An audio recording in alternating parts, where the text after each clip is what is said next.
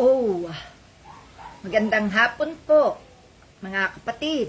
Hindi ko na po na-share sa mga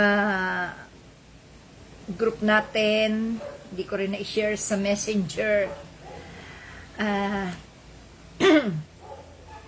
Kayo na po ang bahalang mag-share, mga kapatid, no? Magbibigay lang tayo ng mga opinion sa mga nangyayari sa ating bansa.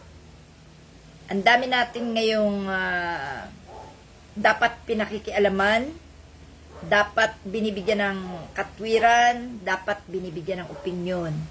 At pwede rin naman tayong magbigay ng sarili nating karanasan para maintindihan ng mga nalalabuan ang nangyayari sa ating kapaligiran.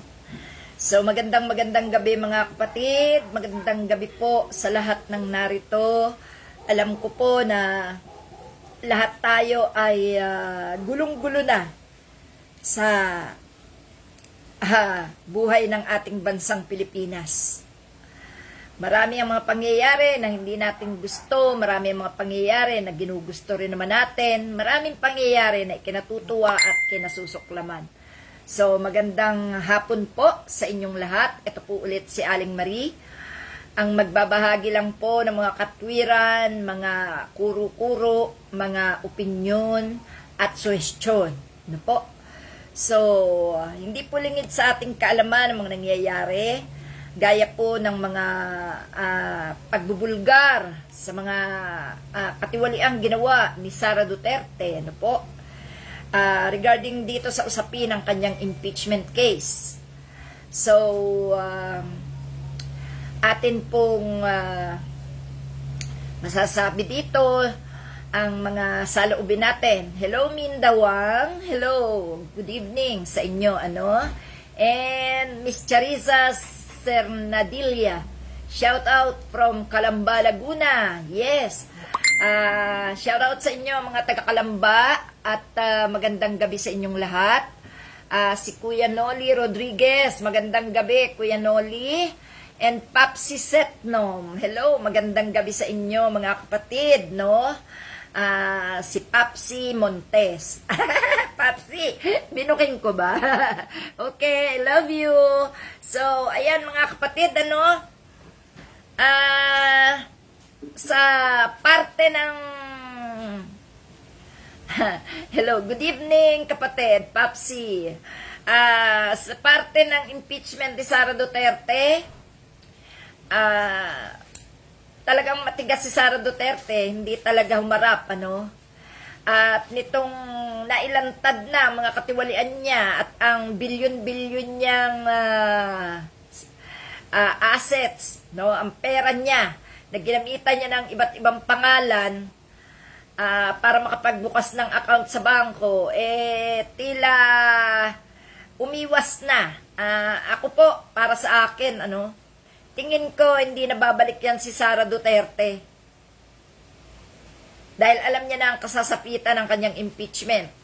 Wala na siyang pakialam sa ating Pilipinas. Kaya malamang maghahanap na yan kung saan siya pwedeng mamalagi at hindi na magpapakita pa, no? Madali lang namang hakutin ang pamilya niya. Bilyones ang pera niya. Okay? So, bagamat ganun, tuloy pa rin.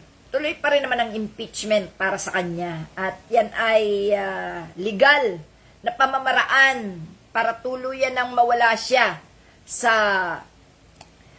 sa landas ng gobyerno natin. At sana nga, hindi lang si Sara Duterte ang tanggalin na sa ating gobyerno sapagkat sila isang malaking banta para makapaghasik ng kalokohan, ng katarantaduhan, ng kasamaan sa ating Pilipinas. May natitira pang mga Duterte, di ba? At yun nga, ang sabi pa nga ni Duterte kay Kitty Duterte, hindi nangangahulugan na siya ay natalo na. Kasi pagpapatuloy pa rin niya kung anong kanyang sinimulan. So, hanggang sa ngayon, hindi humingi ng tawad si Rodrigo Duterte, bagamat tuloy-tuloy na ang kanyang pamamalagi sa Netherlands, doon sa dahig sa kulungan ng ICC. So, matigas talaga si Rodrigo Duterte, pero hindi yan nangangahulugan na siya ay matapang. Ang pagiging matigas ni Duterte ay pagiging walang Diyos na kinikilala. Yan po ang masasabi ko dyan kay Rodrigo Duterte, na ikamamatay na lang niya ang pagiging matigas niya. Hindi niya pinaniniwalaan na merong langit at merong impyerno. No, mga kapatid? At ganun din ang kanyang mga anak. Ang sabi nga ni Sebastian Duterte, total naman daw nandyan na yan Kaya sasabihin niya na lahat, matanggal man daw siya sa pagka-mayor, gagawin niya na lahat. So, yan po mga kapatid, ang katwiran ng mga baribat, ang utak, yung mga wala nang iniisip sa kanilang mga sarili, kundi puro kasamaan na lang, puro paghigante, puro pagmamataas, puro pagmamagaling. Yan po, mga kapatid, ang pinaiiral ng mga Duterteng ito. Kaya po, talaga naman at sana panalangin natin sa Diyos na wala nang gumaya sa mga katwiran nilang ganito. At yan nga po, gaya ng mga magnanakaw sa gobyerno, laglagan na sila. Laglagan na talaga sila. Sinasangkot na si Congressman Sandro Marcos, si President Bongbong Marcos. Ano na sila? Talagang gipitan na at wala na silang maisip ng mga paraan. Pero sa pananaw ng taong bayan na nakakaalam ng mga katotohanan, nakakaintindi ng tama at mali, walang itutulak kabigin sa mga nakaupo. Naniniwala ba kayo na kapag ang isang politiko ay umupo sa gobyerno, ay maituturing na banal, maituturing na malinis ang konsensya at pagkatao? Maniniwala ba kayo na ni Cinco ay hindi sila nakinabang sa gobyernong ito bukod sa kanilang sweldo? Mga kapatid, kahit ordinaryong tao, hindi masasabing sila'y banal, hindi masasabing sila'y hindi nakadilihensya, hindi nakapangurakot, hindi nakapangupit, hindi nakapagnakaw sa isang kumpanya na pinagtatrabahuan nila. Kahit mga magtitinda, kahit mga kung ano lang dyan, basta't merong sweldong sinasahod, hindi nawawala ang mga kupit, ang dilihensya, ang diskarte. Kaya wag sabihin na sila'y malinis. Kaya mga kapatid, yan po, nakikita ng ating Panginoong Diyos ang lahat ng nangyayari. At ito nga po, meron na naman nangyari na matinding pinag-uusapan ngayon sa social media. Ang pagkamatay ng isang estudyanteng si Alyssa Alano, isang estudyante ng UP, na sinasabi nga po na isang NPA. So, dito po ay pwede siguro tayong magkwento, pwede tayong magbigay ng ating pananaw, ng ating katwiran, at ng ating mga suggestion, or magbigay tayo ng tamang katuwiran. Tayo po ay walang pinapanigan, sundalo man, military man, mga AFP, kapulisan, lahat ng nasa batas, at mga NPA, mga terorista, mga sindikato. Wala tayong kinikilingan, wala tayong pinipili. Bibigyan natin pare-pareho ng katwiran ang mga ito. So, dito po sa pangyayaring ito, kay Miss Alyssa Alano, na pinaglalaban ng mga taga-UP, at pati na yung isang journalist na taga-Alter Media, si journalist RJ Ledesma, isang writer, isang tagapagsulat, editor, Dapat po mabigyan natin sila ng bawat isa, bigyan natin ng katwiran, ang mga sundalo, mga NPA, at ang mga civilian. Nga kapatid. Ako po ay magkukwento muna ng kaunting kwento na talagang na-experience ko sa buhay. Dito po tayo kukuha ng idea o ng opinion, no? Ako po ay taga San Teodoro Oriental, Mindoro. Ang amin pong mayor na si Mayor Oscar Aldaba ay malapit sa aming kamag-anak, no? Pinsan buo po siya ng aking bayaw at asawa ng kapatid kong panganay. Ang amin pong mayor ay pinatay ng sinasabing NPA. Ito po ay pinatay sa loob ng simbahan. Ako po noon ay kasalukuyang nagbabakasyon sa aming probinsya, sa aming bayan.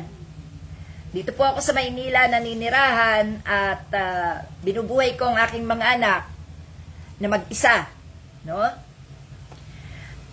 Summer po noon, bakasyon. Ako po ay umuwi na ng Mindoro bago pa ako nakapag-abroad. Ako po ay umuwi ng Mindoro para doon ko itira ang aking mga anak sapagkat nasa piling ng aking nanay, no? Sa aking pag-uwi,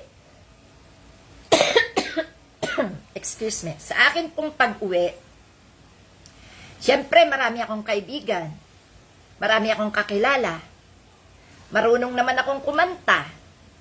So ako po ay niyaya ng mga bata, mga kabataan na mag-video okay sa bayan. Kasalukuyan pong hinahanap noon ang mga pumatay sa aming mayor. Nung time po na pinatay ang aming mayor, ako po ay nagpapahakot ng buhangin para makapagtayo na maliit na tindahan sa harapan ng bahay ng inay ko. Napadaan kami sa simbahan ng maaga pa, labasan sa simbahan, at doon ko nakita na nakabulagta ang aming mahal na mayor, no? Ang amin pong mahal na mayor ay sa mismong pintuan ng simbahan pinatay, binaril sa batok dito sa ulo, at hindi nahuli ang pumatay. Ang kaibigan po ng aming mayor na taga rito sa Maynila, sino nga ito? Yung nakulong na sundalo na general, si General basta yung nakulong na napagbintangang umabuso ng batang babae, no? So, kaibigan po yun ng aming mayor. Sila po ang nagdala ng kasundaluhan doon sa aming bayan para sugpuin ang kuta ng mga NPA sa kabuntukan. Siyempre po, alam niyo po, ang mga kasundaluhan, pagdating na sa ratratan, hindi na po nila kilala ang mga tunay na NPA. Lalo na kung ang mga NPA ay nakasalamuha sa mga sibilyan. Malalaman lang ang NPA, makikilala lang ang NPA kapag ito ay nasukol sa kanilang mga kuta sa kabundukan. At makikilala lang ng mga NPA kung ang mga ito ay nagkaroon ng ambush sa daanan ng mga sundalo. Ang mga sundalo naman, makikilala mo dahil mga naka-uniforme, no? Ang mga ito po, bago sumugod sa kanilang pupuntahan, minsan po ang mga sundalo nag-enjoy muna yan. Ako po ay may restaurant noon sa aming bayan at nandoon na ang lahat ng mga kasundaluhan, mga Marines. Iba't ibang klaseng sundalo po ang naka-assign sa aming bayan. Napagkamalan pa po nila ako. Nung gabi na kami ay nag-happy-happy ng mga bata, dinampot nila kami. Dinala kami nila sa istasyon at ikinulong. No? Bata pa po ako noon, nasa edad 36 lang ako noon, no? So, ang daming sundalo sa aming lugar, sa aming bayan. Nandun lahat sila, mga nakaduyan, mga natutulog ng tabi-tabi lang doon sa basketball court, doon sa aming basta doon sila sa bayan. Ang dami-dami talagang sundalo. Yun po ay para hulihin ang mga pumatay sa aming mayor. So, sa madalit sabi, lahat ng baguhang mukha, ang mga sundalo po ay tamang hinala. Talaga pong sila ay mapaghinala sa lahat ng ikinikilos ng mga sibilyan. Kasi hindi nila sigurado kung sino talaga ang tunay na NPA.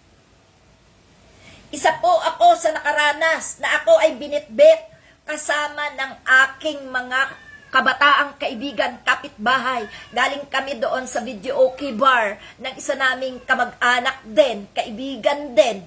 At nagkantahan kami doon. Wala po akong alam na ganun pala ang sistema ng mga sundalo. Ako pa ikinulong doon sa kwarto ng chief. ng chief of police. Alam niyo po ba, ganito ang itsura ko noon. Sa likuran ko, pintuan ng kwarto ng chief. Etong harapan ko na to, lamesa. Hating gabi na po yun.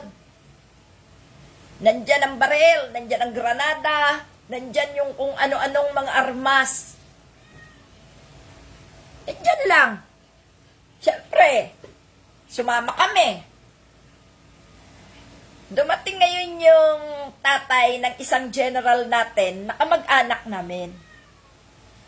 Ang sabi niya doon sa chief, "Chief, kilala kong batang yan.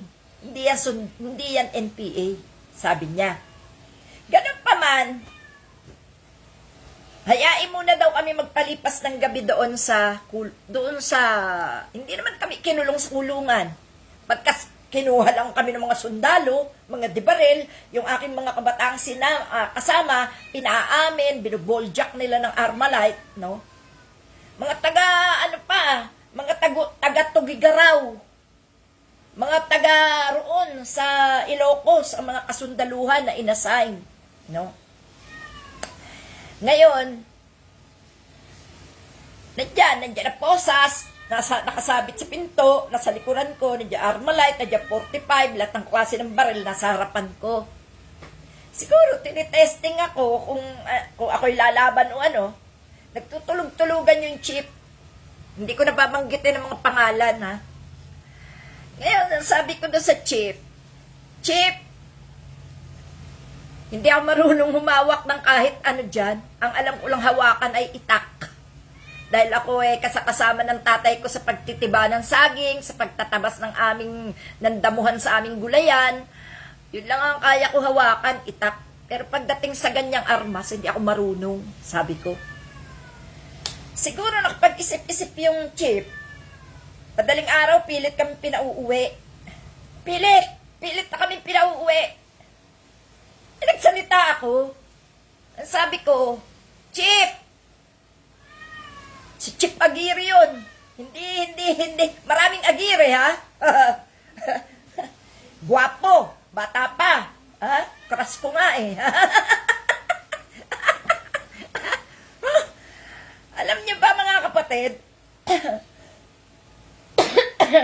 siguro mga kasing idaring ko rin siya noon. Pinipilit niya kami na umuwi. This oras ng madaling araw. Ang sabi ko, siyempre, mag-iisip ka, bakit pipilitin kang umuwi sa ganung oras? Naandun ka sa kustodiya nila. Sabi ko, kahit na isakay mo ako sa truck, ibandera mo ako sa buong San Teodoro, hindi mo mapapatunayan na ako'y NPA. Ako ay hindi uuwi. Bukas na ako uuwi kasama ko ng mga bata na binuboljack nyo ng Armalite. Hindi ako uuwi. Magkita tayo bukas sa Kalapan, doon sa human rights. Bakit? Sapagkat ang ginawa nyo sa amin ay serious illegal detention. Okay? Hindi pa ako vlogger, hindi pa ako nakikipaglaban noon para sa bansa natin. Pero lumalaban ako kapag mali ang pinaiiral sa tao at lalo na kung sa akin. Hindi ako uwi. Sabi ko sa chief, hindi ako uwi.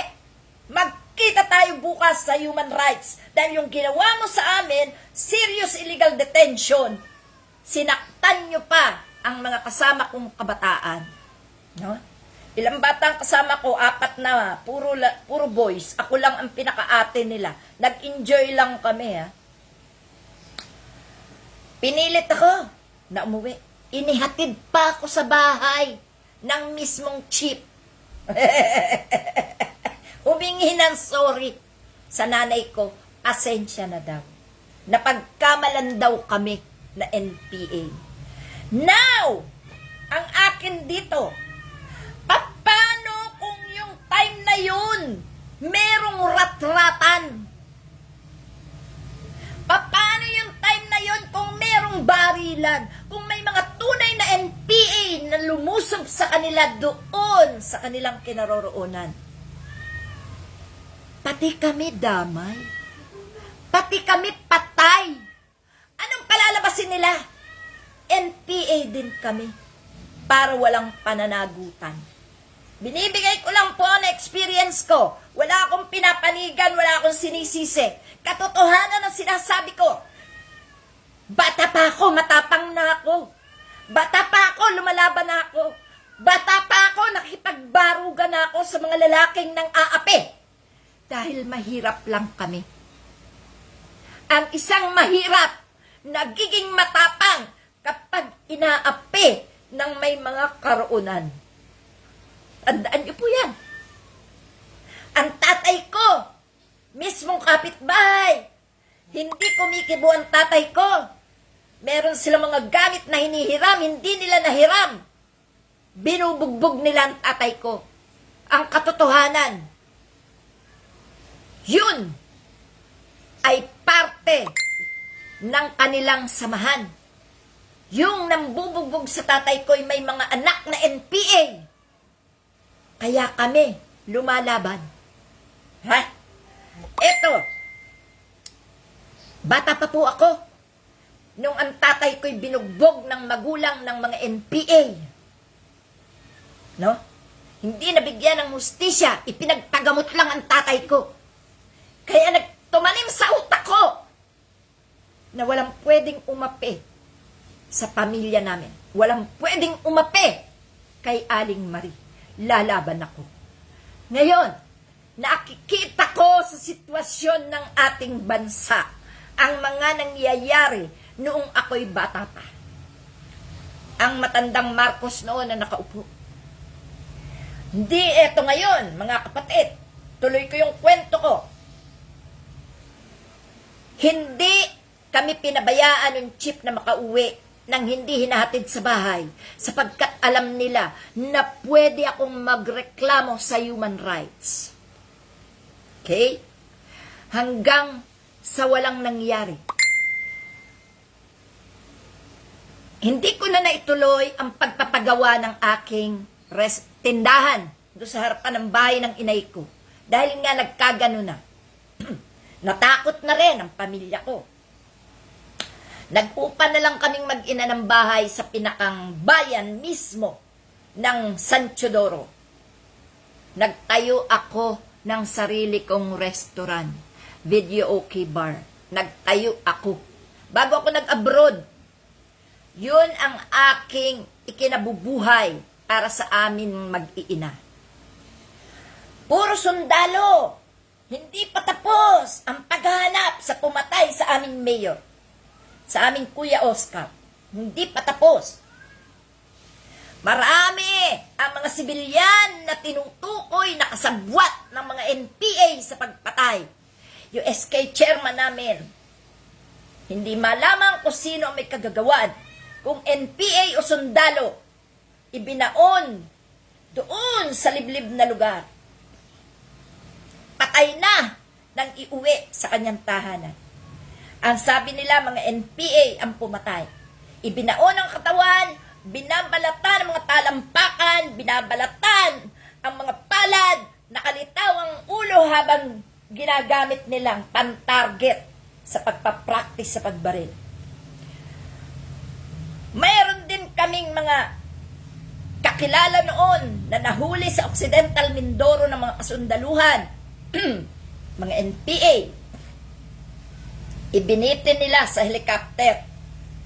Pero, pag ang sundalo ang nakakuha o nakabihag, kapag ang NPA nakabihag ng sundalo, kawawa ang sundalo. Ibabaon, babalatan, aasinan sa kapapatayin. Pahihirapan. Ang NPA, kapag nagre-recruit yan, kakatok na lang yan sa mga bahay-bahay. Manghihingi kunwari yan ng mga pagkain at damit. At habang ina-assist yan, alam niyo naman sa probinsya, ang matatanda, kung matulog yan, parang manok. Kaunting kaluskos, gising na. Lalo na nga ba, kung may mga NPA na nababalita sa kanyang lugar. Alam ng mga kasundaluhan ito, alam ng AFP, alam ng taga Mindoro, alam ng mga, lahat ng militar. Alam nila na ang Mindoro ay pinamumugaran talaga ng NPA. Nung panahon na pinatay ang aming mayor, ang San Teodoro ay naging sentro ng NPA at kasundaluhan. Nakaranas ako ang distansya ng aming bahay sa mga nangyayaring ambush, mga 1 kilometro lang ang layo. Papuntang Puerto Galerang kalsada, diyan madalas may ambush. May teacher kami, grade 3 teacher. Niratrat ang bahay sapagkat isa daw yon sa kasabwat na pumatay sa aming mayor. Ang pangalan ay Apolinar. Apelyido nila ay Apolinar.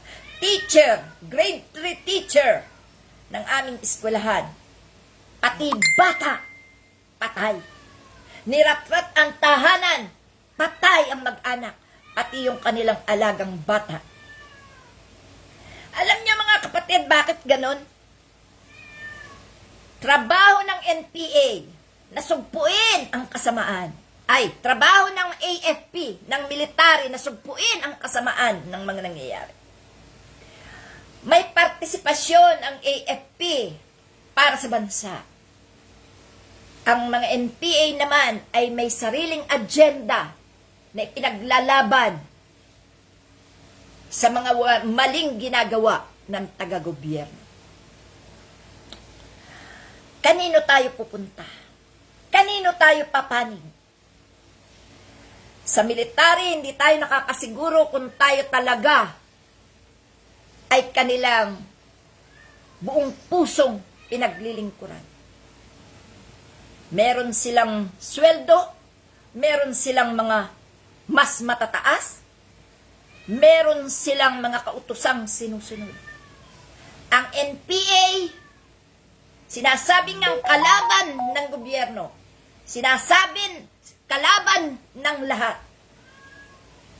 Pero ang sibilyan, na walang kinalaman, walang malay sa mga ganitong labanan, kadalasan, pag nadadamay, kanya-kanya silang lusutan. Bakit? Kapag ang isang ambush naganap sa mga kabahayan ng sibilyan,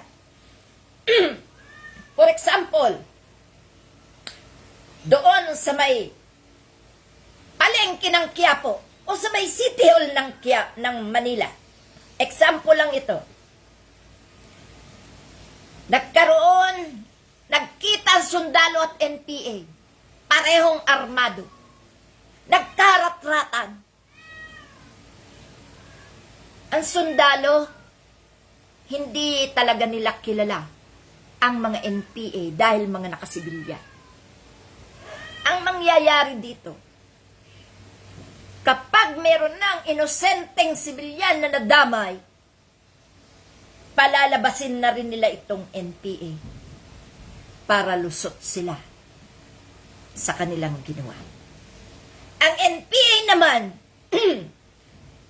para sila ay makapagtago at makaiwas sa mataong lugar sila sumisiksik.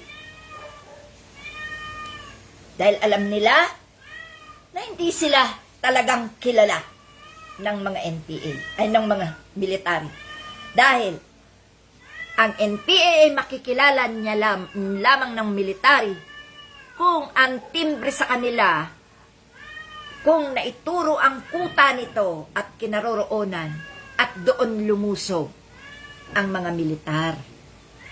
Pero kung ang NPA ay nasa bayan, nasa karamihan ng sibilyan, nasa karamihan ng tao, kapag doon sila nagpang-abot ng militar, marami talaga ang madadamay.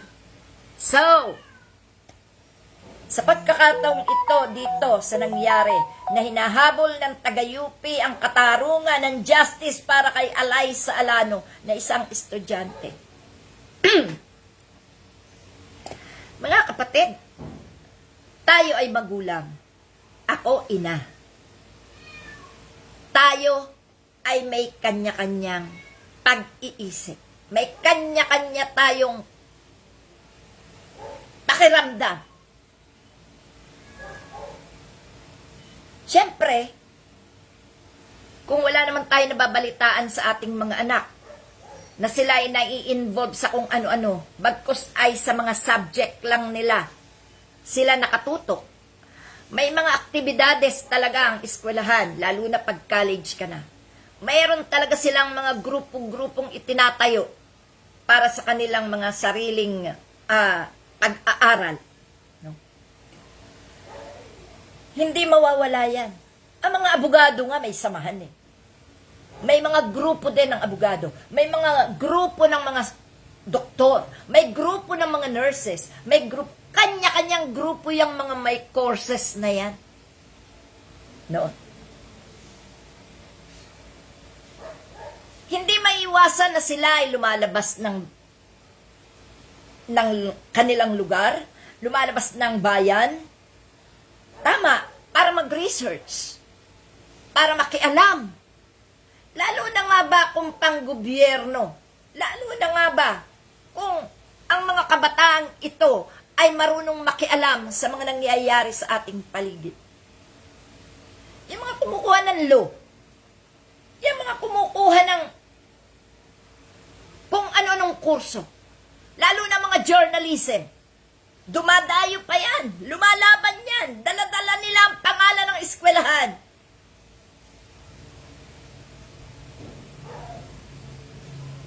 Alam niyo mga kapatid, danas natin yan kasi nagpapaaral tayo.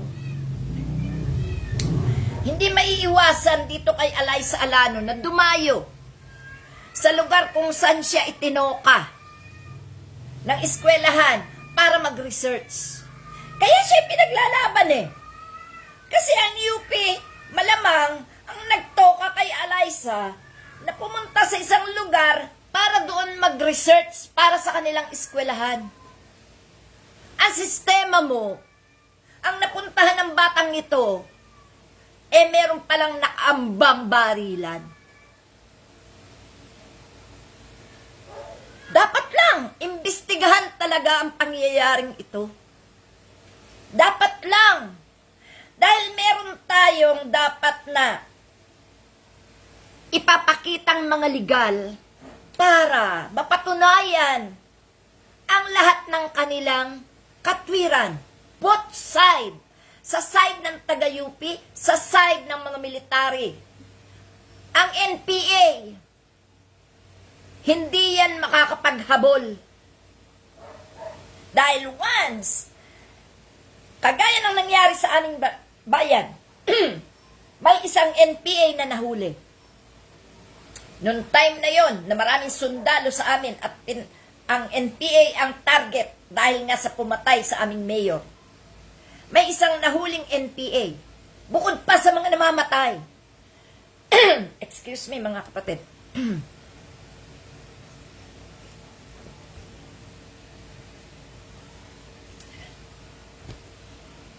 Anak nung bumugbog sa tatay ko ang nahuli.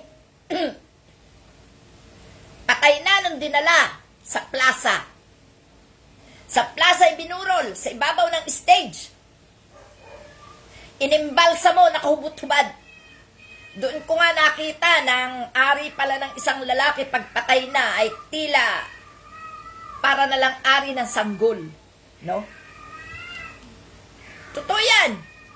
Marinig man ako ng mga ibang military at mga generals na naikukwento kong bagay na to. Totoo yan. Doon ibinurol sa plaza sapagkat kung merong magkiklaim, dadamputin din nila. Pinakapain nila yun para lumabas ang mga kasamahan. No? Mula noon, yung mga taong yun nawala na doon sa aming bayan. Mula nung mangyari yun.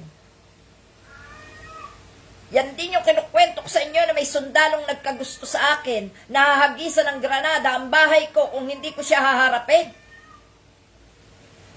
Yung mga naambos na mga sundalong napatay, ang aking video keyboard ay dito lang sa harap ng health center. Ha? Sa harap ng munisipyo.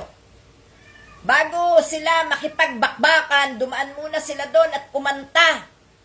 Uminom ng tig-2 boteng beer at kumanta ng kumanta. Wala pang 1 oras. Hindi pa sila umabot. O siguro mga 1 oras at kalahati yon. Ibinalik na silang mga bangkay. Ibinalik na silang mga sugatan. Doon ko din nalaman na bawal pa inumin ang isang nababaril. No? Sapagkat open pa ang aking video okay bar, nung dinala sila doon sa health center, kaya ako nakiusyoso na rin. At naiyak ako dahil yung mga sundalong yun ay naging customer namin sa aming restaurant. Ha? Hindi ko pa makakalimutan ang mga kinanta nila sa aming video okay bar. Hindi nila alam na nakaabang na pala sa kanila mga NPA. Natambangan sila. Patay sila. Sugatan, patay. No? Hanggang sa ako'y umalis na ng Mindoro at ako'y nag-abroad, naroon pa rin ang mga sundalo. No? Kaya mga kapatid, sa mga pangyayaring ganito na nadadamay ang sibilyan at sinasabi na rin lang nila na NPA na yan, ay sapagkat para iwas na lang sila sa mga problema. Hindi tayo against sa ating military. Ang gusto lang natin, itama ang mali. Aminin kung ano talaga. Alamin ang punot dulo. Tayo nagbibigay lang po ng opinyon. Tayo po ay nagkukwento lang sa ating mga nararanasan sapagkat may similarity ang mga nangyayari. Dahil ako man po ay nakaranas ng galawan ng military. No? Yung nakita ko mismo ang mga bata na binaboljak ng kulata ng Armalite. Dahil napagkamalang NPA. Dahil ang pumatay sa mayor namin ay NPA. Kung kaya't ang mga military, ramdam nila kapag may mga bagong mukha at kapag lumalabas ng gabi, ramdam nila ito'y mga NPA. Pero mali. Huwag po ganun. Alamin niyo po kung sino yung inyong mga dinadampot. Ang NPA po hindi magpapadampot. gugulatin na lang kayo. Ang NPA po, pag nakakita ng military, tatakbo na yan sa kanilang kuta at pagpaplanuhan. Meron silang mga spy sa bayan. Meron silang mga balita na nagdatingan ang mga sundalo. Humanda kayo. Ganyan po. Pero dito sa nangyari kay Alyssa, dama ko, ang bata ay nadamay lang. Of course, paninindigan na nila yan na si Alyssa ay NPA. Of course, sa mga hindi nakakaunawa, sasabihin nila, nag-aano ka doon? Anong ginagawa mo doon? Hindi nila alam na ang bata ay may aktibidades sa kanilang eskwelahan. Siyempre, nauso kay Duterte ang tanim bala, tanim armas, tanim droga. At lahat ng pwedeng magpatunay na ikaw ay isang kalaban, gagawin nila yan. Paano pa nga ba natin may babalik ang ating tiwala? Gayong sa dami ng nangyayari, mula noong 2016 hanggang ngayon, itinanim ng mga Duterte sa utak ng mga tao ang klase ng pagpapalusot sa mga krimen na kanilang ginagawa. Kahit tayo, mga simpleng mamamayan, pwedeng bigyan ng sabihin may armas, sabihin ng laban, sabihin nakasuot ng vest, sabihin ng ito yung mga tanod nga nakasuot ng vest. Mga barangay tanod, mga naka-vest yan. Alam niyo mga kapatid, maraming pwedeng gawin ng isang tao para malusutan ang problemang ginagawa. Ang atin lang dito, ako bilang ina, nakakaramdam ako sa nararamdaman ng magulang nitong batang si Alyssa. Nararamdaman ko rin ang eskwelahan ng UP. Kung bakit hinahabol nila ang katarungan para sa bata.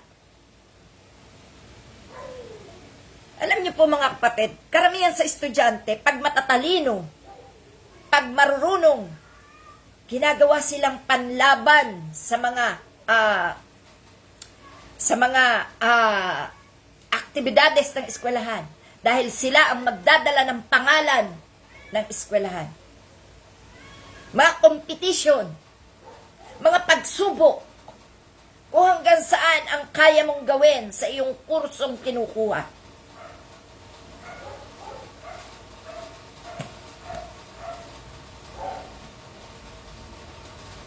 Dapat imbestigahan. Dapat ipakita ang lahat ng sinasabing ebidensyang pinanghahawakan. Sa ngayon, uso ang AI. Madali gawin ang video. Sa ngayon, kahit ang hawak mo ay baril-barilan, pag napicturan ka, sasabihin, baril na. Ang hirap na sitwasyon nating mga Pilipino sa ngayon. Kapag tayo mga inosente at silang nasa kapangyarihan, tayo ang kawawa kahit tayo na ang kinawawa.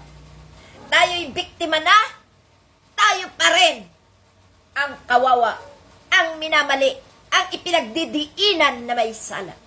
Kahit sila ang may sala.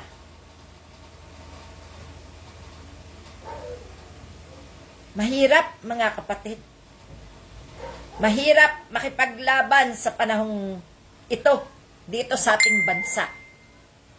Dahil ikaw na ang kawawa, ikaw na ang biktima, ikaw pa ang may sala. No?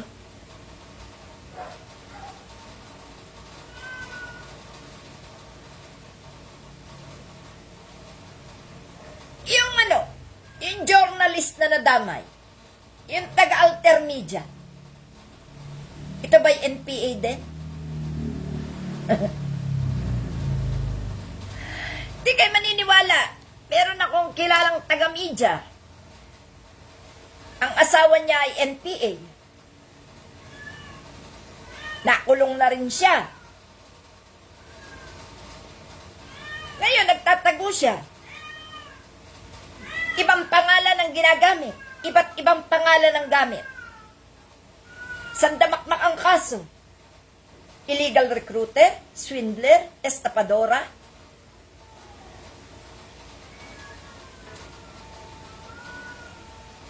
At nakadikit ang pangalan nga sa leader ng NPA. Iba na ang pangalang ginagamit.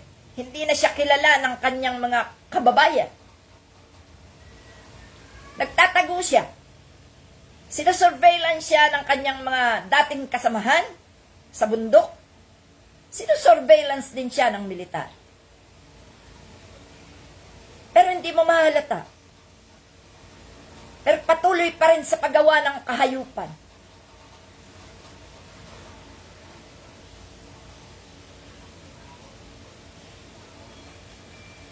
Alam niyo mga kapatid, kung ano lang yung on the spot na nakikita, yun lang ang naaksyonan. Pero ang dami-dami pa rin kriminal. Ang dami-dami pa rin sangkot sa makakaliwa. Na pati ang kanilang grupo at samahan ay hinahanap siya. Sapagkat siya ay tumiwalag, nag-aalala mga kasama niya na ikakanta niya, kung kaya't siya mismo ay hinahanap din. No? Hinahanap na ng kanyang mga kasamahan, hinahanap pa ng militar. Ang hirap ng ganitong buhay.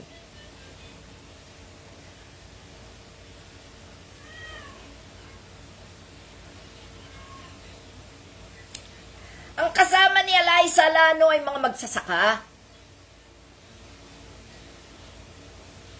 Siguro kumukuha ang bata ng report. Natural.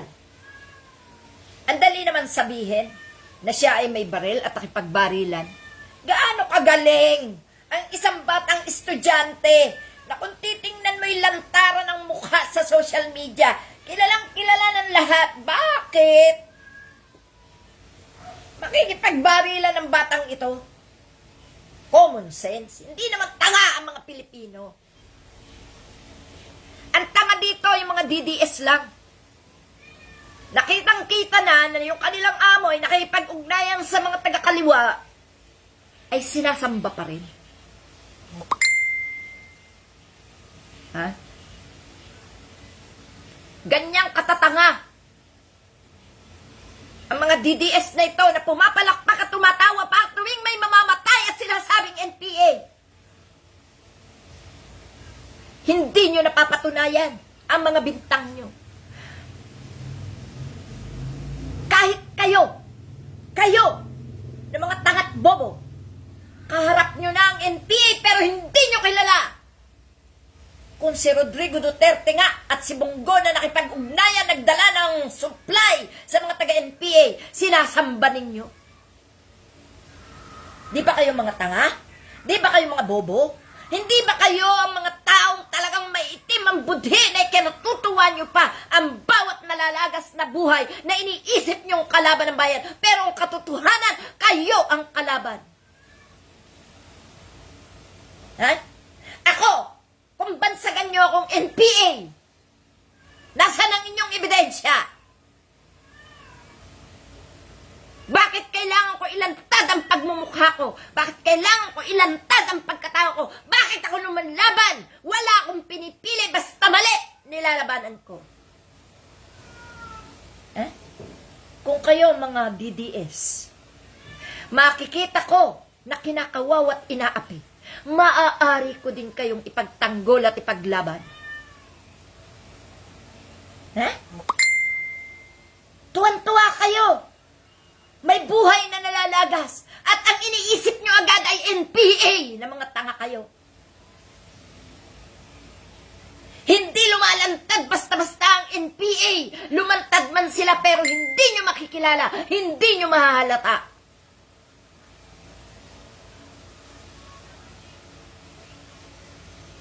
Hindi nyo ba alam na mauutak ang mga yan? Matatalino ang mga yan? Meron niyang mga tagamasid dito sa ibaba. Meron niyang mga signal, meron niyang mga kontak na nagtitimbre sa kanila kung may kalaban o wala na dumarating. Pero ang sundalo, madaling mabisto, madaling malaman kung sila'y sundalo o hindi. Kaya nga ba ginagaya na rin ng mga NPA uniforme na sundalo? Makikita nyo, nagsusuot din sila ng mga camouflage para hindi halata. Yun ang utak nila. May mga NPA na nagpapabayad. Mauutusan mong pumatay. Susuplayan mo lang sila. Ganyan ang ginawa ni Rodrigo Duterte, kaya kinaibigan niya at pinalaya niya ang isang leader ng NPA. Ginamit niya sa mga pagpatay. Dahil alam niya na mga NPA ay sanay sa patayan. Ang ina, hindi nyo naintindihan mga DDS. Bakit ang tatangan nyo? Bakit pumapalakpak pa kayo sa tuwing may malalagas na kapwa Pilipino? Anong klase kayong Pilipino? Imbis hanapan nyo ng hustisya ang mga naaapi, ang mga pinapatay ng walang laban. Putang ina, pinagtatawanan nyo pa, pinapalakpakan nyo pa. Paano kaya kung isa sa inyong mga DDS ang makaranas ng ganyan? Makita nyo ng kamag-anak nyo na kayo'y pinapalakpakan habang kayo'y binuburol. Pero ang katotohanan, isa kang inosente.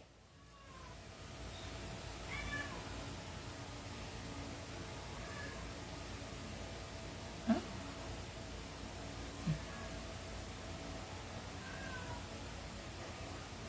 Alam niyo po,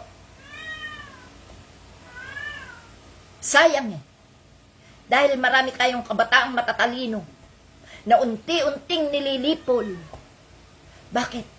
Lalo na yung mga may grupo na nakikipaglaban sa mga katiwalian sa gobyerno, iisipin agad nila na NPA.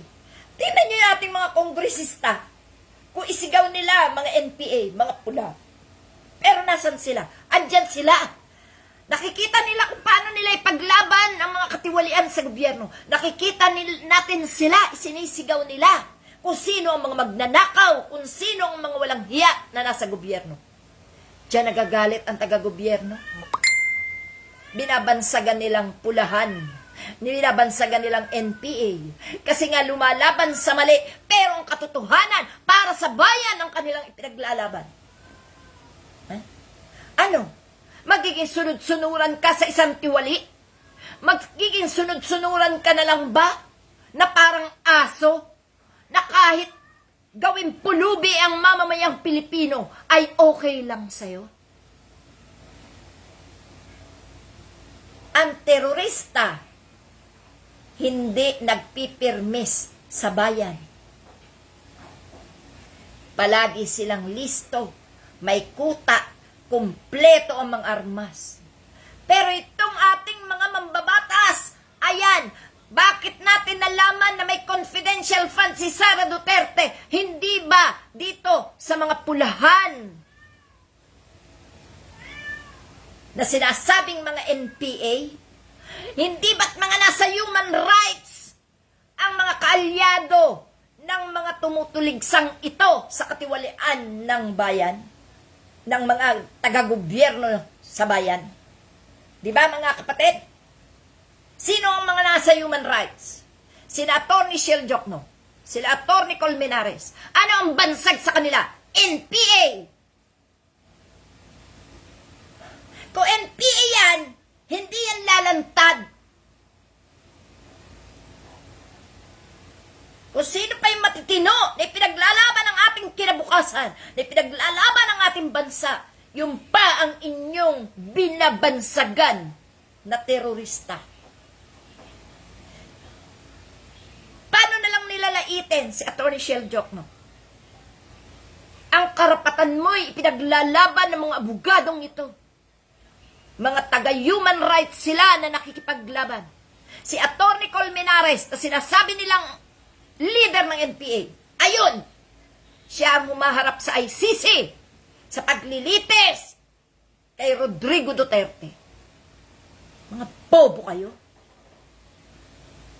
Kapakanan kahit ng inyong kaapu-apuhan ang ipinaglalaban nila.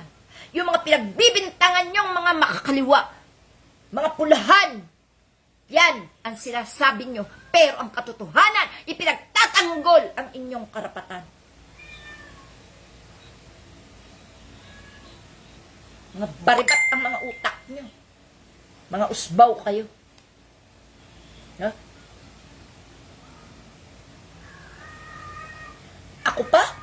Ako pa tatangahin nyo sa mga pinipost ko? Malawak ang karanasan ko. Inabot ko ang buhay sa ilalim ng martial law.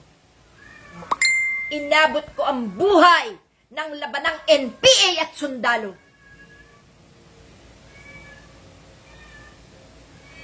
Hindi ako katulad nyo mga DDS na tanga at bobo.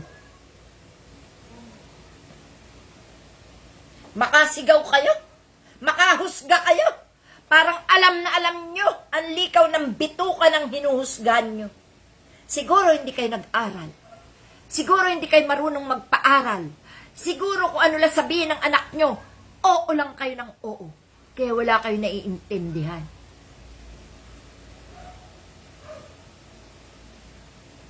Ako'y nagpalaki ng 9 na anak.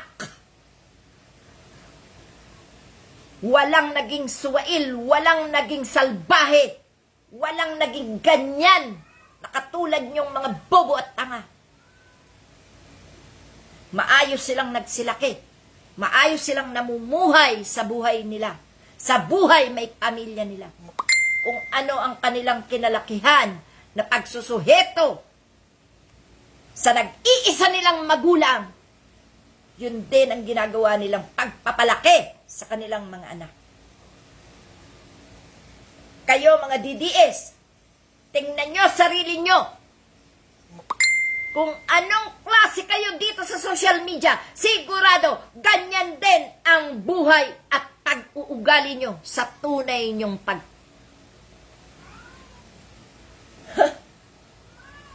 Nakakahiya kayo. Huhusga kayo sa mga tao na dapat nga matuwa kayo dahil meron kayong nakikita at pwedeng tularan na maia-apply nyo sa inyong pamilya. Ako'y nagmumura dahil kayo'y kamura-mura. Kung hindi kayo nagmumura, hindi ko rin kayo mumurahin.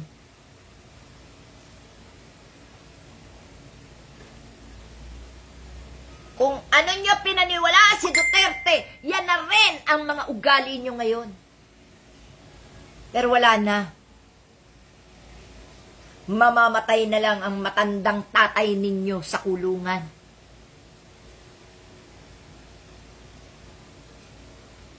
Kung ako sa inyo, mga DDS, umpisahan nyo ng pagandahin ang inyong buhay.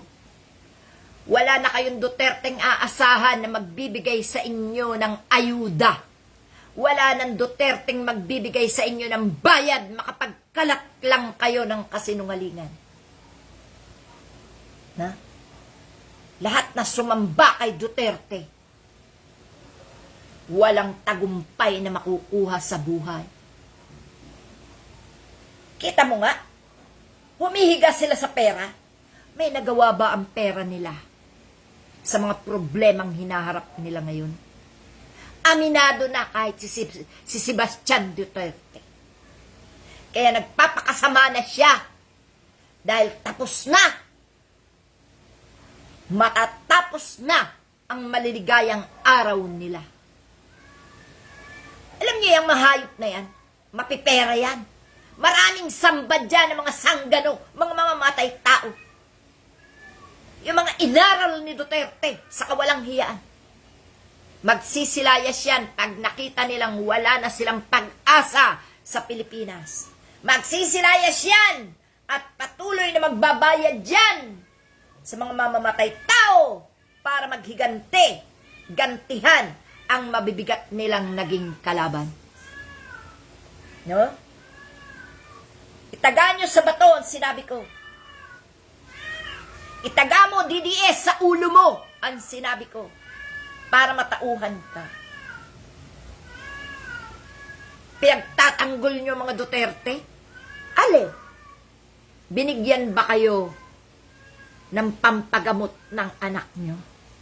Binigyan ba kayo ng libreng bigay mula sa bulsa nila? Nakakahiya kayo. Ang daming ninakaw at yan ay nagmula pa sa mga bulsa nyo, sa mga pawis at dugo nyo. Di nyo ba alam? Di nyo ba alam, mga DDS? Nagamit na kayo, ginawa na kayong mga aso. Ninakawan pa kayo.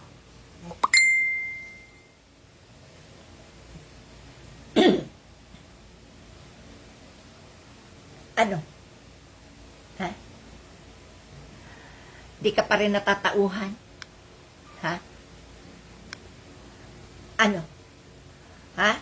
Jamie Caracho? Tanga ka pa rin hanggang ngayon.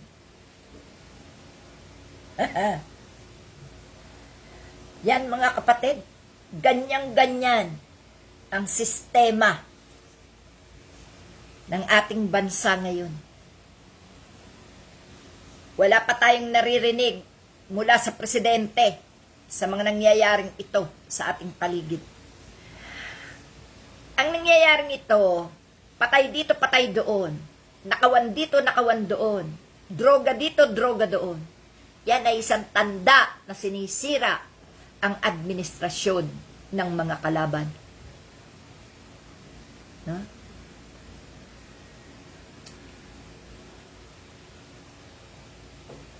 Kaya, nako, Paul Niepes, hindi mo alam na ninanakawan ka ni Sara Duterte at ni Rodrigo Duterte? Tanga ka nga.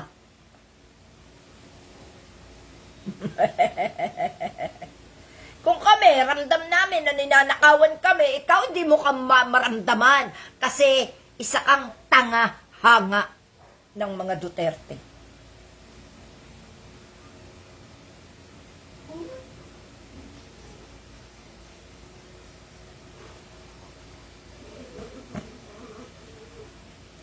Talagang wala kayong napapala sa ipinagtatanggol nyo.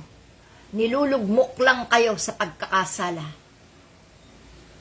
Alam nyo mga DDS, para hindi kayo magkasala sa Diyos. Ang Diyos lang ang sambahin nyo. Tigilan nyo yung katangahan nyo sa pagsamba sa mga Duterte. Dahil ang mga Duterte, kampon ni Satanas na nag-aakay papuntang impyerno at kayo yon. Kayo ang inaakay sa impyerno ng mga Duterte. Aminin nyo man o hindi, yung pakikipaglaban nyo sa amin na nagsasabi ng tama, ng katotohanan. Kung balahurain ninyo, kung bastusin ninyo, kung murahin ninyo, yan ay isang pagkakasala sa Diyos Ama. Alam mo, kahit nagbumura ko, kung katotohanan ang inilalantad ko, siguro hindi naman kasing bigat ng parusa sa inyo ang parusa sa akin. At nakahanda ako. Pare-pareho tayong mamamatay. Pare-pareho tayong ibabaon sa lupa, mga tanga. Magkaganyan kayo kung ako ibabaon sa lupa at kayo nasa kalawakan, lumilipad. Pero kung mabubulok ka rin at uurin ka, malamang mas gugustuhin ka ng mga uod kaysa sa akin.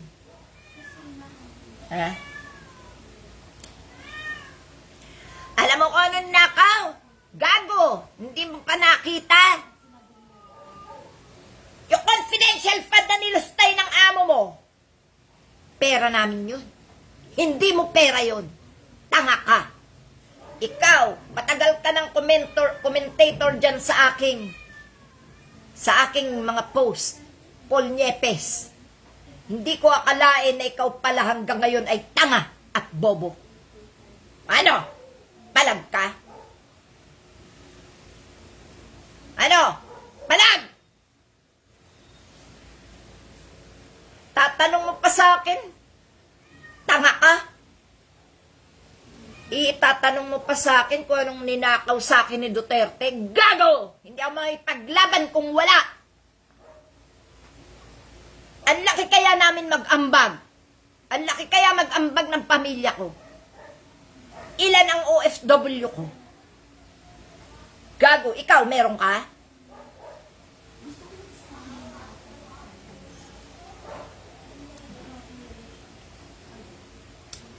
Kaya mga kapatid, yan po yung aking masasabi dito sa sigaw ng mga nagrarally, Justice for Alay sa Alano. No? Hindi po nakatitiyak. Kailangan patunayan. Kailangan dumaan sa masusing pagsisiyasat sa pag-imbestiga ang tunay na pagkatao ni Alay sa Alano at patunayan ng mga sundalo na talagang NPA si Alano. Tatahimik lang po ang lahat kapag ito'y may lumabas ng katibayan. Pero para sa akin, ganun po ang nangyayari kung bakit may mga inosenteng nadadamay. Sa hindi sinasadya o hindi inaakalang magkakaroon ng ratratan sa harap ng mga inosente. No? Kung saan man nakuha si Alay sa Alano, kung saan man napatay, kung ito man ay nasa liblib, kung ito man ay nasa bundok, kung ito man ay nasa farm, meron po siyang dahilan. Pero siguro nga po, dahil sa siya ay nadamay na, pwedeng sabihin na siya ay NPA.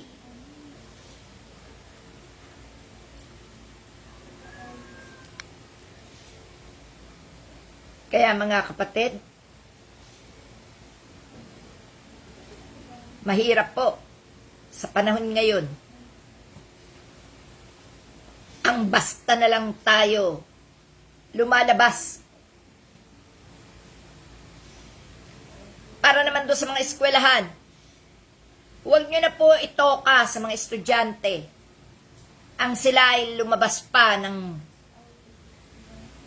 lugar. Yung mga researcher nyo, ng mga estudyante, yung mga gumagawa ng thesis, yung mga lumalaban sa competition, hayaan nyo po ng mga taga-probinsya ang pumunta sa Manila. Huwag nyo nang papuntahin sa probinsya ang mga nasa Manila sapagkat delikado, napapagkamalan silang mga NPA, lalo na kung ang ating mga eskwelahan ay sikat at pinamumugaran ng mga matatalinong estudyante. Ang UP ay pambansang universidad ng Pilipinas. Pero anong ginagawa ng mga balahurang DDS? Ano ang ginagawa ng mga balahurang marumi ang utak na hindi malaman kung naiinggit ang mga yan sa mga estudyante ng UP? Ang UP, ang panlaban ng Pilipinas sa ibang bansa. Ang mga estudyante ng UP, ang tinaguriang mga agila ng Pilipinas. Matatalino. No? Kaya malamang, yung mga hudas na nagbibintang ng mga taga-UP ay NPA, inggit kayo. Hindi kayo makarating ng UP bago ka makapasa sa examination ng UP para makapasok ka, dadaan ka sa butas ng karayom.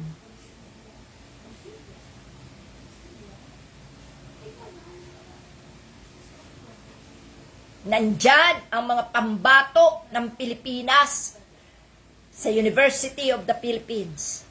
Bakit nyo binabalahura? Inggit ba kayo? Mga hinayupa kayo? Naiinggit kayo dahil wala kayong utak. Wala kayong talino.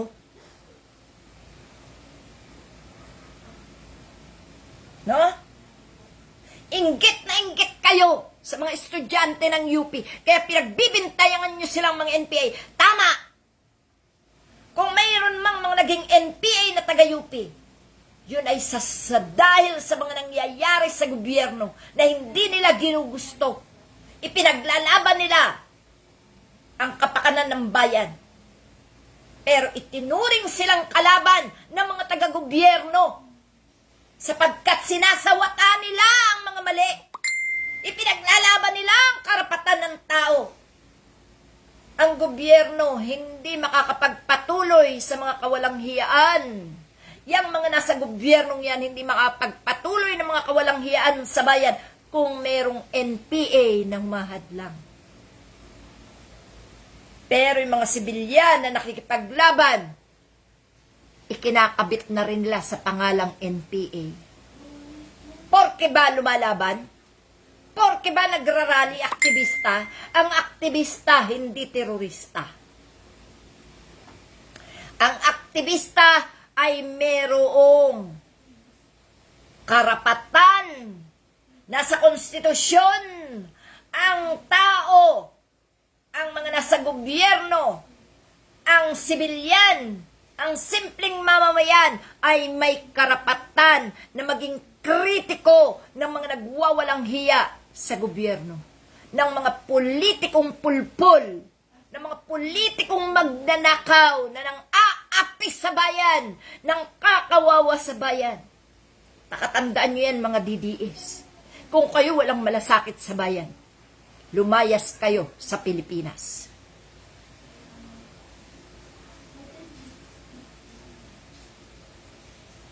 Si Senator Trillanes, isang militar yan, isang sundalo yan.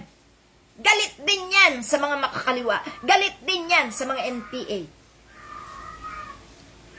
Pero, alam niya yan kung anong pinaglalaban.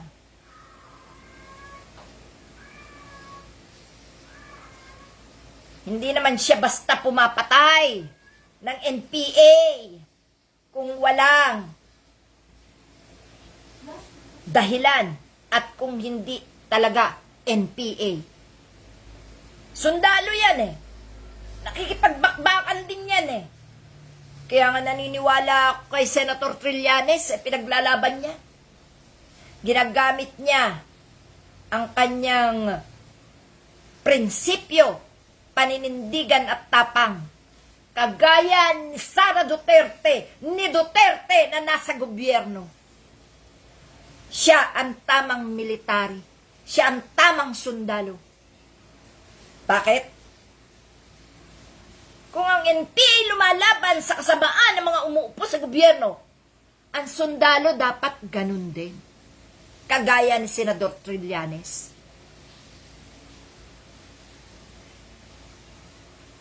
Ang kaibahan lang, nag-aral, naka-uniforme, may sweldo, at alaga ng gobyerno ang mga military. Ang NPA, sabi nga, mga New People's Army, sabi nga nung iba, no permanent address.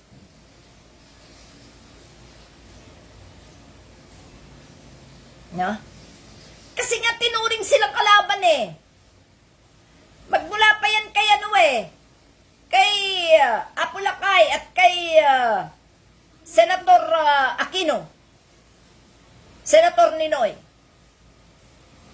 Di nga malaman sa dalawa kung sino talagang nagtatag ng ganyang klase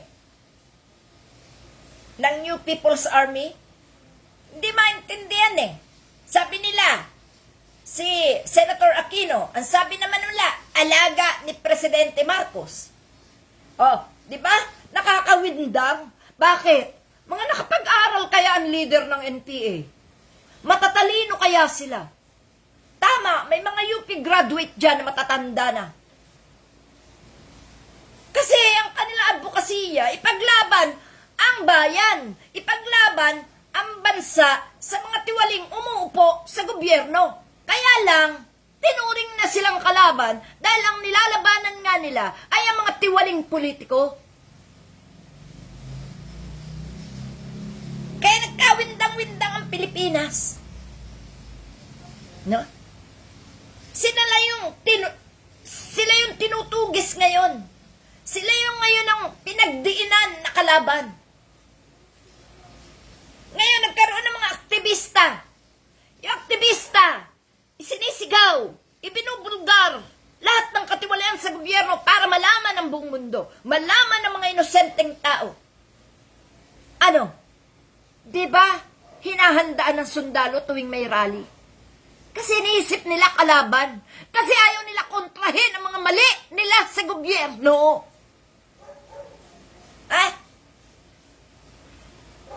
Ayaw nilang kinokontra sila ng mga mamamayang Pilipino sa pamamagitan ng pagsigaw sa kalye, pagkumpas ng kamay. Tayo lang bang merong mga ralista? Tayo lang ba may mga aktivista? Tingnan yung ibang bansa. Nagtatagumpay ang laban dahil sa mga aktivista. Laban sa katiwalian, hindi laban sa matitino. Mga usbaw kasi itong mga DDS na to eh. Hindi nakakaintindi ng tama. Nagtatag si Rodrigo Duterte ng anti-terror law. Pero sino ang terorista? Sino ang sindikato? Sino ang drug lord? Di ba sila? Binaliktad ang matitinong Pilipino. Mga ralista, hinuhuli, kinukulong, pinagkakapirahan. Oh, nangyari yan sa Bunyog. Yung tinatawag na Bunyog 13. 13 katao ang ikinulong sa panahon ni Rodrigo Duterte ginamitan ng anti-terror law. Pinagpiyansa. Pera. Pasok sa gobyerno. Diretso sa bulsa. Diretso sa maleta. Taina. Ganon. Ganon. Ganon katindi mga kapatid. Ang mga nasa gobyernong tiwali. Galit na galit. Kahit sa mga sibilyan na sumisigaw. Noon si Apo Lakay, nagtatag ng martial law. Dahil daw nagkaroon ng mga NPA. Pero sino ang pinatay? Diba si Senator Ninoy?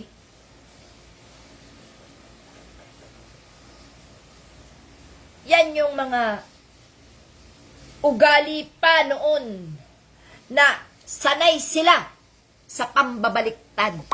Kaya mga kapatid, manindigan tayo. Kung ano nakikita at nararanasan natin, panindigan natin. Dahil uso ang baliktaran. Sila ang gumawa, ikaw ang ituturo. Sila ang nakapatay, sila ang salbahe, sasabihin, ikaw ang salbahe, kaya ka pinatay. Ha? Kaya ako, kung may DDS din lang na magtatangka akong patayin, at harapan din lang, putang ina, patayan tayo kung patayan.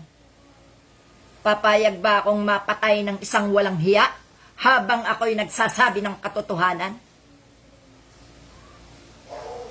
Mapatay mo man ako, patay ka rin.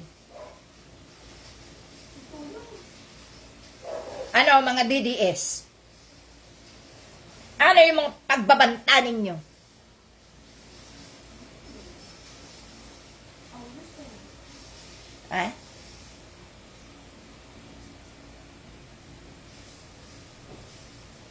Huwag kayong mga tanga.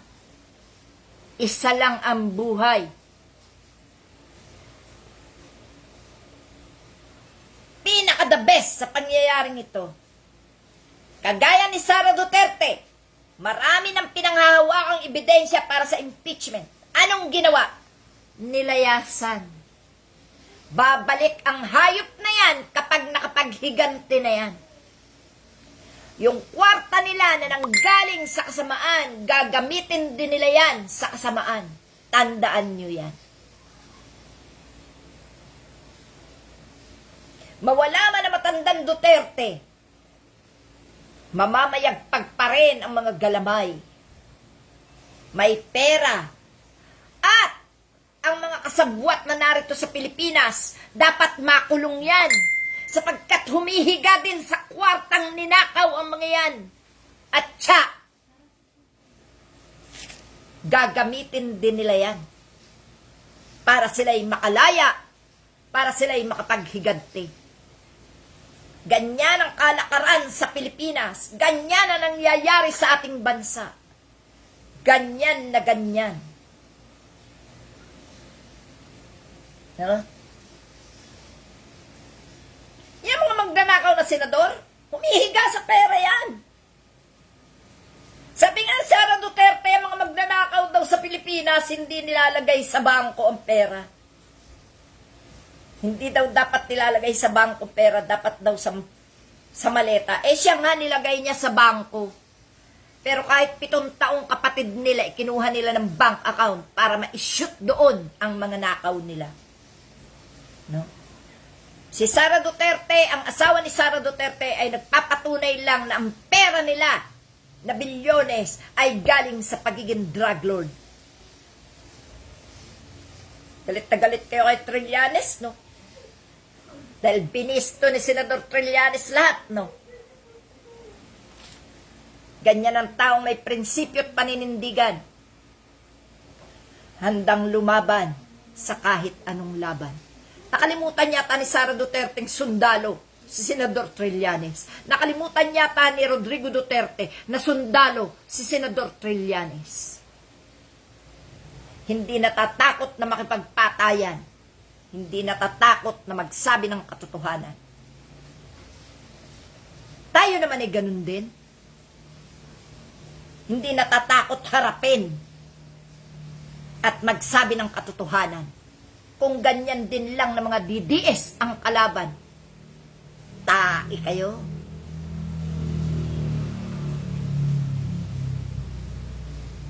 Sa tingin nyo, matandaan na ako. Pero hindi nyo alam ang kakayahan ko. Mga gago. At kayo man tatanda rin. Mamamatay din kayo. Kagaya ng mga pinagsasabi nyo sa akin.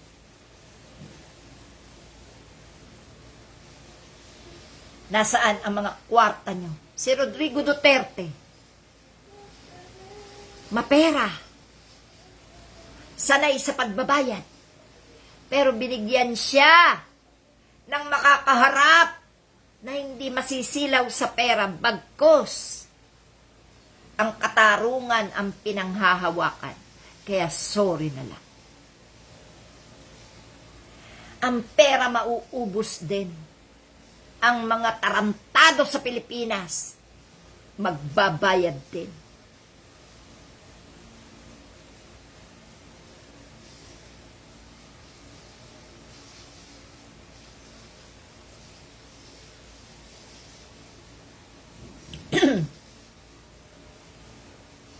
Yan si Bato de la Rosa, pag nadampot yan, iihi talaga sa salawal yan.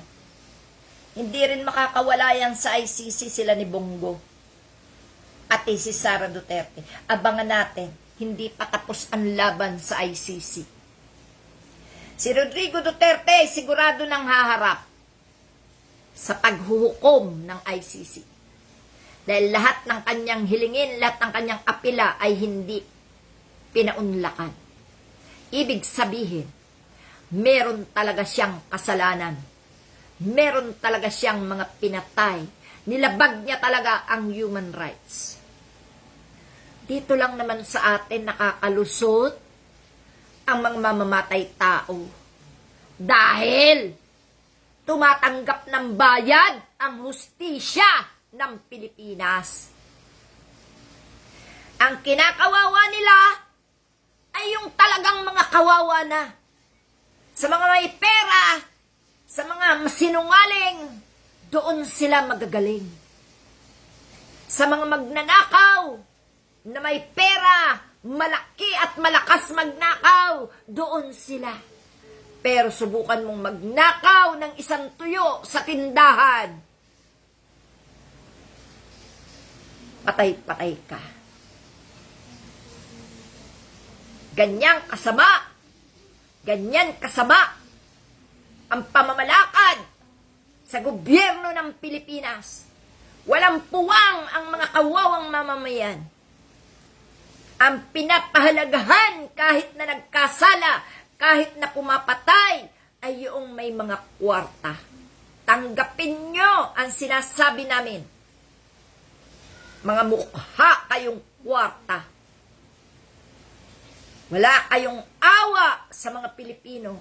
Wala kayong awa sa bansa. Ang kwarta hindi nyo madadala sa inyong hukay. Pero kung gumawa kayo ng kabutihan sa mamamayang Pilipino, habang panahon hanggang sa kaapu-apuhan, maikukwento kayo na kayo'y naging mabuting lingkod ng bayang ito. Ang sama nyo, ang sama-sama nyo, ang walang barel, sasabihin na nanlaban. Ang may barel na nakapatay, yun pa ang pakikinggan. Hindi ba?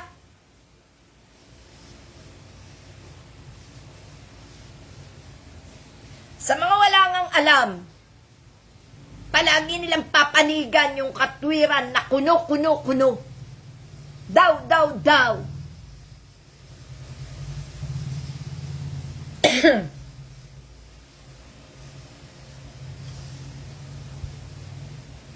Hindi na pinakikinggan ngayon ang mahihirap na pinapatay.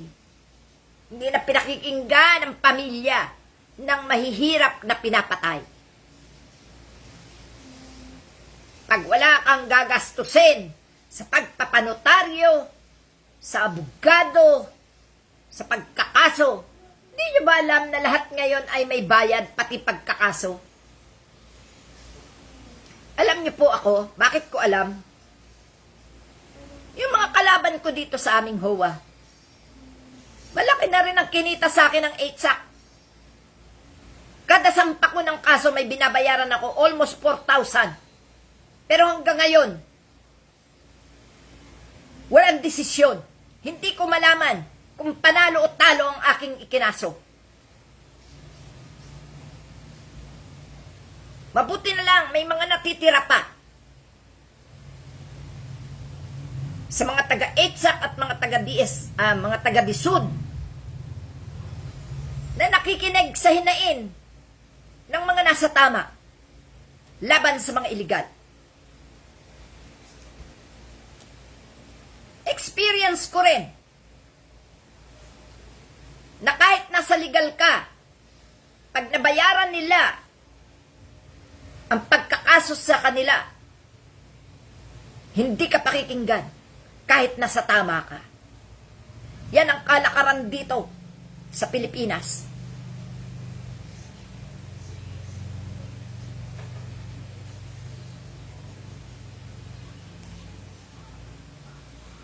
Hindi naglalayo ang istorya ng HOA namin sa nangyayari sa gobyerno. Ang mga tao dito magbabayad ng monthly dues. Walang nakikita. Walang naibigay na kagandahan ng subdivision. Pero wala ang pera. Bakit?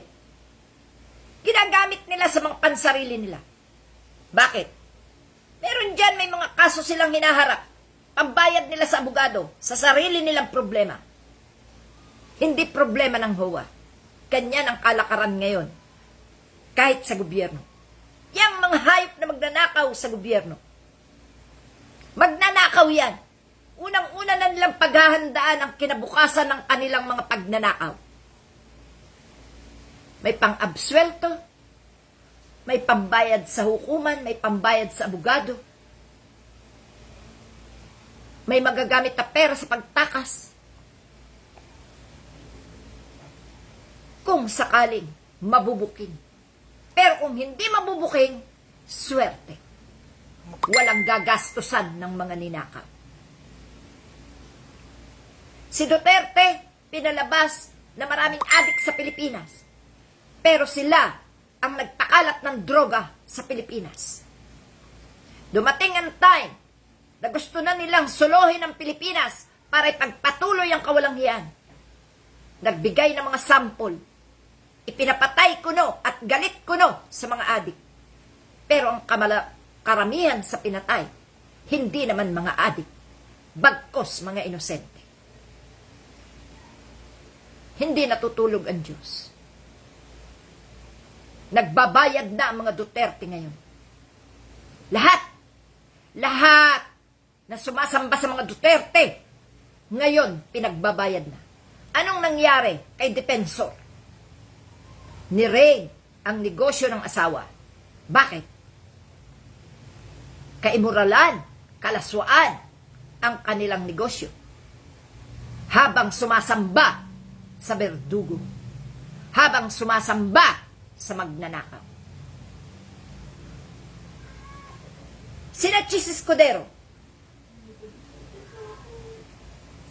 Martin Romualdez, naglalaban-laban na sila, di ba? Dinamay na nila, pati ang presidente at ang anak. Sila din, ano? Wala silang maituro sa sibilyan. Wala silang maituro sa atin. Wala silang maituro sa mga matitino. Sila nagtuturuan. Dahil sila talaga ang tunay na mga Judas sa Pilipinas. Judas sa Judas. Magnanakaw sa magnanakaw. Tiwali sa tiwali. Sila naglalaban. Bakit? Diyan din mauubos sa kanilang pagkakagulo, sa kanilang pagharap-harap, sa kanilang pagbubulgara ng kanilang mga baho. Diyan din mauubos ang kanilang mga ninakaw. Wala silang mapapakinabangan. Pansamantalang masarap na buhay. At the end, dusa ang kapalit ng kanilang ginawa sa ating lahat.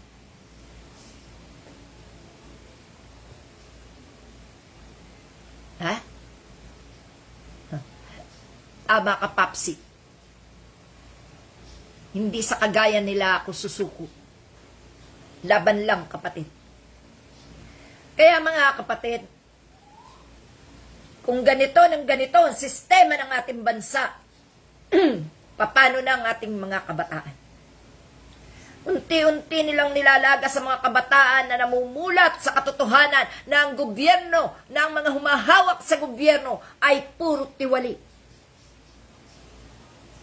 Kailan pa tayo magkakaroon ng mga leader na mapagkakatiwalaan? Hindi nila pinapuporma ang mga leader na maaasahan ng bayan. Kaya natutong lumaban ang mga kabataan. Sa kalsada ay nagrarally at sumisigaw para ipagtanggol ang karapatan. Lahat tayo may karapatan kung gusto natin na hawakan ang ating gobyerno. Lahat tayo ay may karapatan, may kakayahan at may isipan. Depende sa taong may gusto. Bibihira ang tao na itataya ang kanyang buhay at prinsipyo para sa bayan. Ha? Ano mga DDS? Nagsawa kayo? Napagod kayo? May blinak ako eh. Yung blinak ko, ang daming account. Pag-block ko sa kanya, lahat ng kasamaan niya nawala. Troll. Kaya mga kapatid, dapat subaybayan natin ito. Kasi kung hindi natin susubaybayan itong pangyayaring ito sa mga kabataang namamatay at sinasabing mga NPA, patuloy na mangyayari ito. Sayang ang ating mga kabataan. Sila ang tinagurian ni Rizal na pag-asa ng bayan. Pero pinagbibintangan nila ng mga NPA, mga kalaban, mga terorista, mga rebelde. Kaya nagre-rebelde ang isang Pilipino ay dahil sa kasamaan na ginagawa ng mga taga-gobyerno. Yan ang katotohanan. Kaya may mga aktivista, may mga ralista, dahil ipinaglalaban ang bansa sa lahat ng kasamaang ginagawa ng mga umuupo sa gobyerno. Lalo na ang mga magnanakaw. Kailangan talagang isigaw. Dahil hindi malalaman ng buong mundo, ang taong yan ay magnanakaw, numero unong magnanakaw sa bansa ng Pilipinas. Kaya atin siyang matyagan pag pumapasok sa ating bayan. Baka pati tayo ay nakawan. Malamang, ganyan ang iniisip ng ibang nasyon kay Sara Duterte. Lalo na kung nabansagan na at nalaman ng sila'y mga drug lord. Pag-aaralan na yan ng ibang nasyon. Kaya sigaw lang mga kapatid, laban lang tayo.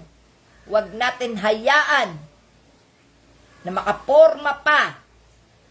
Lalo na yung mga DDS na walang alam, mga bobo at tanga na nakikipaglaban sa mga katwiran natin dito sa mga komento nyo. Laban lang, kapatid. Dahil yan, binabasa din yan ng mga tao, ang mga komento ninyo. Nakukuha din nila ang mga katwiran ninyo at mga opinion nyo. No? Kaya nga sa inyong mga komento, may nagla-like, may nagha-heart, sapagkat nababasa nila yan. Yung may mga tamang pag-iisip, yung may matatalinong kaisipan, alam nila ang may katwiran at wala. So mga kapatid, yan lang muna po at tayo po ay magpapaalam na. Atin lang pong isinigaw ang ating nararamdaman dito sa mga pinagtatalunan sa social media regarding dito sa pagkamatay ng isang estudyante na sinasabi raw na New People's Army. Kahit po ako, hindi ko nararamdaman na isang NPA si Alyssa Alano. No? At itong si journalist RJ Ledesma ng Altermedia. Nakakaawa ang mga bata. Masakit sa isang ina ang mawalan ng anak. Lalo na kung ang alam mo, ang anak mo ay nagsusumikap na mag-aral. At sa mga eskwelahan, please lang po, huwag nyo na hayaan na ang mga estudyante ay lalabas pa ng Metro Manila para sa mga aktibidades ninyo. Ang atin pong University of the Philippines ay ating ipagtanggol dahil yan ang pambansang universidad. Diyan ang pinakamagandang aral na kinukuha ng ating mga leader. No? Kaya lang sa sobrang talino ng mga leader, naging mga pasaway, naging mga suwail, at natuto sila ng kasamaan dahil merong bobo, sinungaling, walang Diyos, tanga at mamamatay taong umupo at naimpluwensyahan sila. Yes, si Chis Escudero, matino dati yan. Gustong gusto ko yan dati si Chis Escudero eh. Nung kumapit kay Duterte, ano ang nangyari? Naging bobo at tanga. Si Robin Padilla, kahit na nakulong, hanga ako dyan ng artista yan. Pero nung kumapit kay Duterte at naging senador, kung kailan pang siya'y naglilingkod dapat sa bayan, saka naman naging tanga at bobo. Dati, libang lang sa tao ang nagagawa ni Robin Padilla. Nalilibang ang tao sa panunod ng kanyang pelikula. Ngayon, kinasusuklaman siya. Diba? Kaya mga kapatid, tandaan, sa darating na eleksyon, walang ibobotong artista. Maliban na lang kung matino. Pero yung kilala nating mga artista na kumapit kay Duterte, huwag kayong boboto. Dahil ulitin lang nila ang minana nilang kasamaan sa mga Duterte.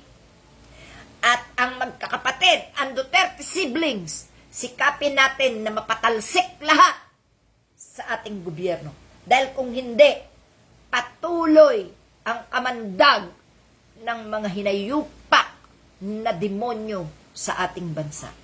Okay, mga kapatid, yan lang po muna. At hindi ko po alam kung mababasa ko lahat itong inyong mga komento. Ako po ay nagpapasalamat sa inyo at shout out po sa inyong lahat. Miss Teresa Benemo, Shout out sa'yo, no? And si Rangel Lanera, Philip Cordona, no? Yan lang yung nandito eh.